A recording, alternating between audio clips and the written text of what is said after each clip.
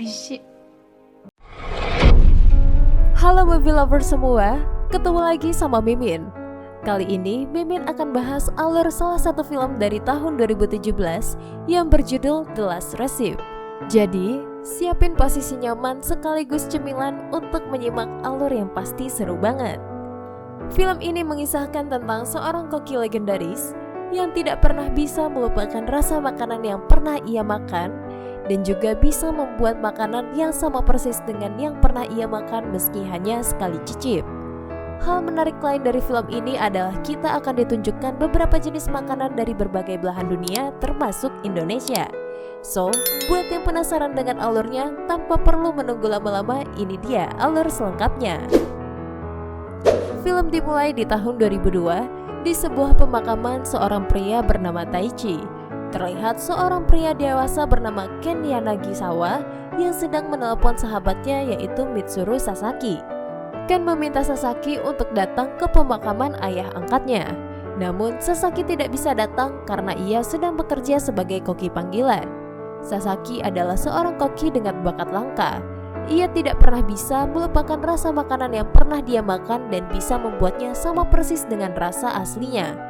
Berbekal kemampuannya, Sasaki mendapat bayaran mahal dari pelanggan sebesar 1 juta yen untuk satu hidangan.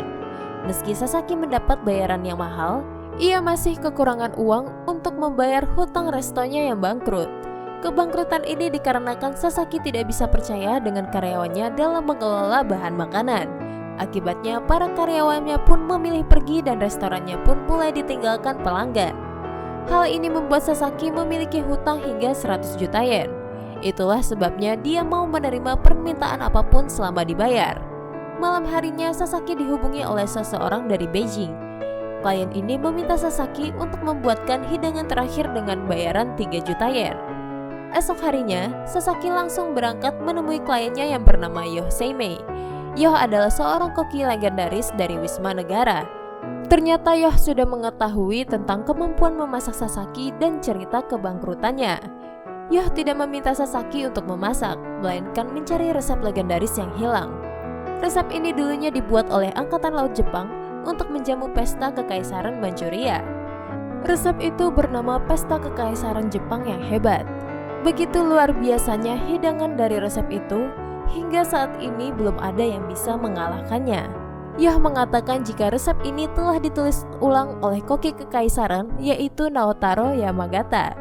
Yoh menyuruh Sasaki untuk mencari resepnya karena ia ingin membuat hidangan terakhirnya menggunakan resep itu. Yoh menawarkan imbalan yang sangat besar, 3 juta yen sebagai uang muka dan 50 juta yen jika Sasaki berhasil menemukan resepnya. Sebagai langkah awal pencarian, Sasaki disuruh untuk pergi ke divisi Daizen. Di sana, ia bisa memulai mencari informasi tentang Naotaro Yamagata supaya bisa melacak resep legendaris itu. Setelah itu, Sasaki menemui Ken untuk curhat. Sasaki merasa jika permintaan klien seolah-olah sudah diatur sedemikian rupa. Namun, karena hutang besar yang menanti, Sasaki terpaksa menerima tawaran tersebut. Ken bertanya, kenapa Sasaki tidak datang ke pemakaman ayah angkatnya? Di sini Sasaki bercerita jika ia kecewa dengan ayah angkatnya karena selalu melarang Sasaki menjadi chef. Hal inilah yang membuat Sasaki kecil kabur dan tidak pernah kembali ke rumah. Singkat cerita, Sasaki sampai di divisi Daizen. Namun, tidak banyak catatan berisi informasi mengenai Yamagata. Sasaki pun disarankan untuk menemui kawan dekat Yamagata yang bernama Kintaro. Sesampainya di tempat Kintaro, ternyata Kintaro telah meninggal. Sasaki bertemu dengan istrinya yang bernama Nyonya Tatsumi. Nyonya Tatsumi ternyata mengenal Yamagata karena dulu suaminya pernah bekerja sama dengan Yamagata di Kekaisaran. Sejak saat itu, Kintaro mulai mengagumi Yamagata. Oleh sebab itu, Kintaro membuat sebuah kedai babi rebus yang berasal dari resep Yamagata. Sasaki mencicipi hidangan tersebut dan mulai penasaran dengan sosok Yamagata. Berbekal informasi yang ia dapatkan, Selanjutnya Sasaki pergi ke sebuah rumah di pedesaan dan bertemu dengan seorang pria tua yang bernama Shotaro Kamata. Tanpa basa-basi, Sasaki langsung mengatakan tujuan kedatangannya. Kamata terlihat tidak kaget karena sebelumnya ia sudah diberitahu oleh Nyonya Tatsumi. Kamata menyatakan jika resepnya tidak ada padanya, namun ia hanya mengetahui bagaimana resep itu dibuat. Kamata dan Yamagata dulunya adalah karyawan yang bekerja di divisi Daizen. Sekitar 70 tahun yang lalu di tahun 1933, ia bersama Yamagata diperintahkan untuk pergi ke Manchuria. Kamata, istrinya dan Yamagata pergi untuk menjalankan misi rahasia. Mereka diperintahkan Jenderal Angkatan Darat bernama Taizo Miyake untuk membuat hidangan khusus sebanyak 112 hidangan bernama Pesta Kekaisaran Jepang yang hebat. Hidangan ini bertujuan untuk disajikan kepada kaisar yang berkunjung ke Manchuria. Mereka diberikan fasilitas lengkap berupa dapur lengkap dengan isinya supaya hidangan mereka bisa mengalahkan hidangan dari Kekaisaran Han. Disinilah Yoh pertama kali bertemu dengan mereka. Yoh dipilih oleh Jenderal Miyake untuk membantu tim Yamagata. Saat itu Yoh mengatakan jika Jepang tidak akan bisa membuat hidangan melebihi pesta Kekaisaran Han. Yoh mulai menunjukkan kemampuan masaknya kepada tim Yamagata. Bahkan Yoh harus sampai mengeluarkan bumbu rahasianya. Ketika hidangan disajikan, Yamagata tampak menikmati makanannya. Yamagata langsung menyemangati Yoh supaya bisa membuat hidangan istimewa yang bisa mengalahkan hidangan pesta Kekaisaran Han. Setelah itu Yamagata mulai memasak yang disajikan oleh mereka semua. Ternyata Yamagata membuat hidangan yang dibuat Yoh. Dan yang paling mengejutkan, rasa hidangan Yamagata sama persis dengan apa yang dibuat Yoh.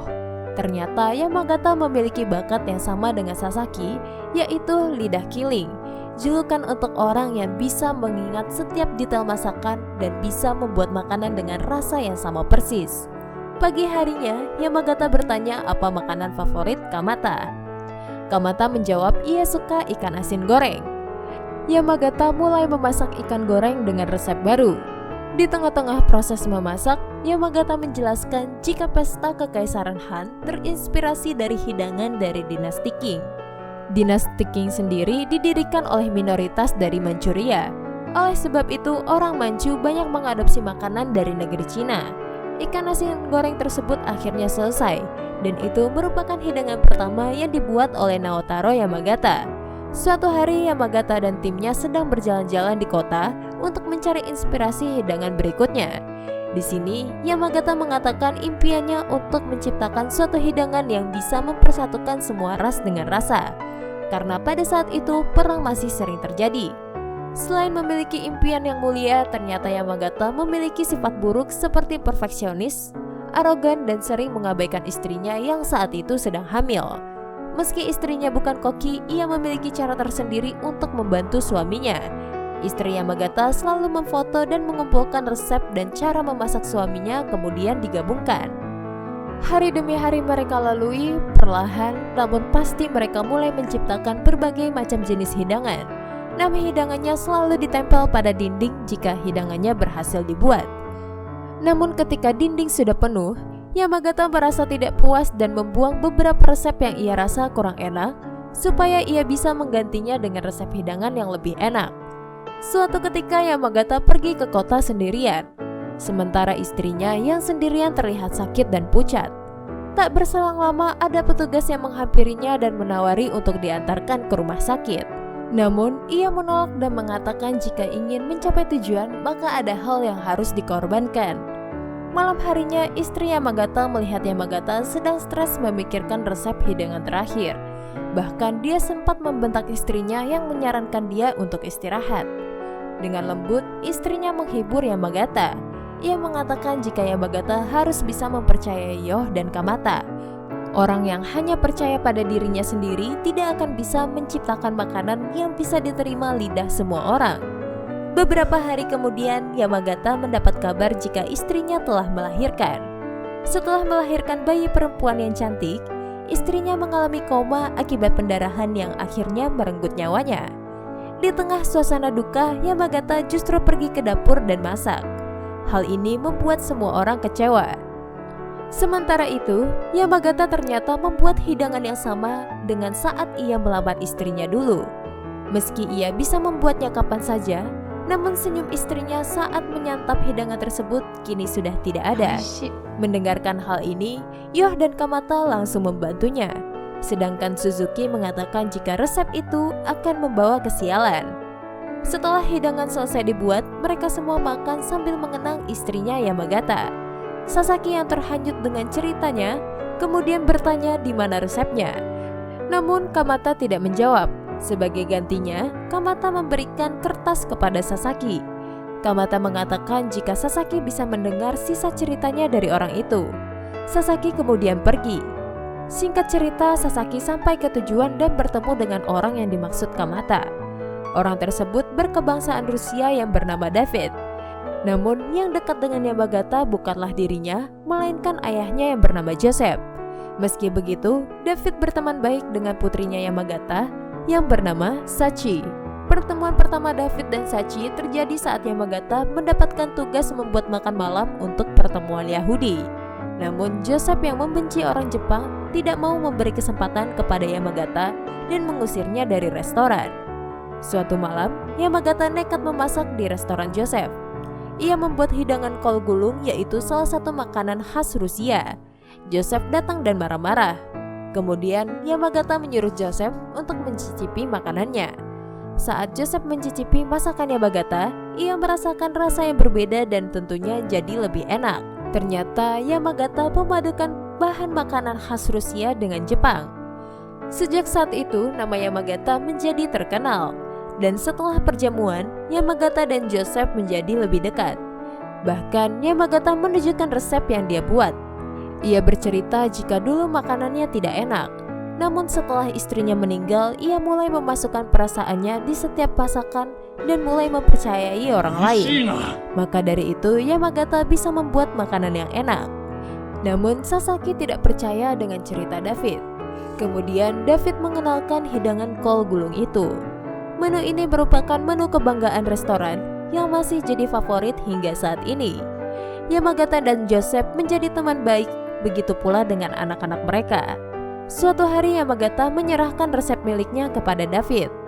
Hal ini ia lakukan karena pada saat itu keadaan Manchuria sedang kacau karena penuh dengan mata-mata. Suatu ketika Yamagata menuduh Yoh sebagai mata-mata dan langsung mengusirnya. Setelah kematian Joseph, resep itu diberikan kepada David. Dan David memberikannya kepada seseorang sesuai dengan wasiat Yamagata. Orang itu adalah Yoh. Bersamaan dengan buku resep, Yoh juga menerima sepucuk surat dari Yamagata. Mendengar cerita David, Sasaki menjadi semakin bingung. Dan ia langsung bergegas menemui Yoh untuk meminta penjelasan.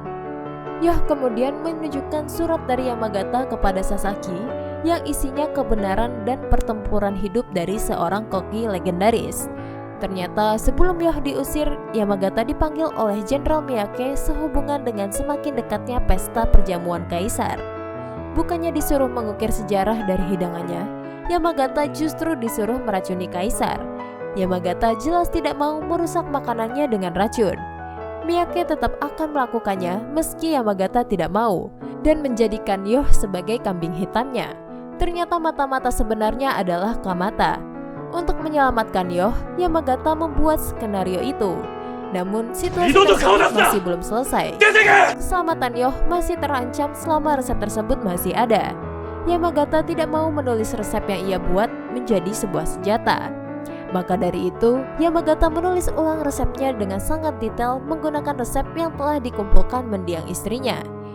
Hingga akhirnya salinan tersebut selesai dibuat dan diserahkan kepada Joseph untuk kemudian diberikan kepada Yoh. Sementara putrinya dipercaya pada Suzuki.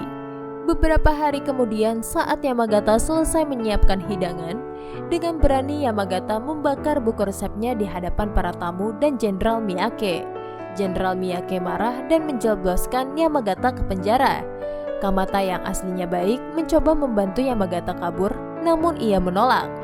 Hingga akhirnya Yamagata harus tewas di tangan Jenderal Miyake karena sudah menghancurkan rencananya. Sebulan kemudian, perang Jepang pecah Dan saat itu dikenal sebagai era kekacauan sampai-sampai Jenderal Miyake memutuskan untuk bunuh diri. Setelah perang selesai, Yoh menjadi kepala koki di Senkaku dengan membuat hidangan untuk Perdana Menteri. Hingga pada tahun 1972, Yoh dan Kamata mengunjungi Sachi yang sudah dewasa dan memiliki seorang putra. Suami Sachi sudah meninggal dikarenakan sakit. Yoh dan Kamata menceritakan kisah kematian Yamagata dan menceritakan kasih sayang Yamagata kepada dirinya dari setiap resep yang ia ciptakan. Kemudian, Sachi memutuskan untuk membuka restoran dengan resep ayahnya. Ia dibantu Suzuki, Yoh, dan Kamata. Naasnya, restoran yang baru dibuka itu tiba-tiba kebakaran. Untuk menyelamatkan resep ayahnya, Sachi nekat masuk ke dalam restoran yang membuat ia kehilangan nyawanya.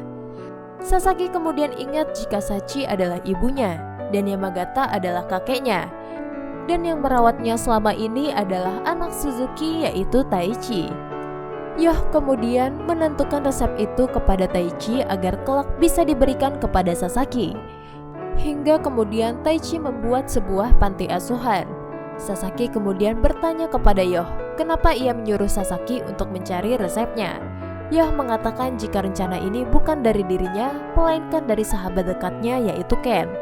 Ken ingin Sasaki memahami arti penting kehidupan dari sebuah resep. Ia tidak mau masa depan Sasaki hancur. Maka dari itu ia pun merancang skenario ini. Sasaki kemudian kembali ke panti asuhan. Di sana ia membaca surat yang ditulis oleh Taichi.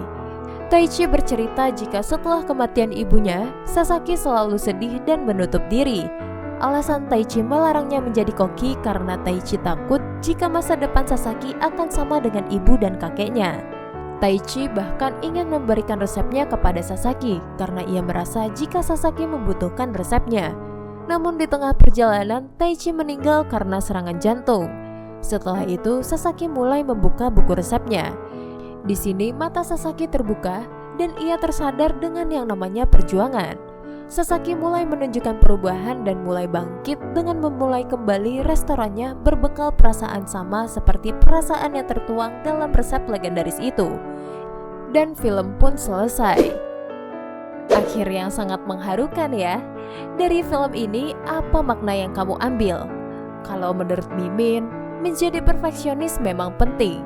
Namun menuangkan perasaan dan ketulusan kepada setiap pekerjaan yang kita lakukan jauh lebih penting karena akan membuatnya lebih bermakna. Nah, itu dia alur dari film The Last Recipe. Terima kasih sudah menonton dan jangan lupa klik subscribe dan berikan like-nya ya, supaya Mimin terus semangat buat videonya. See you guys on the next video. Bye!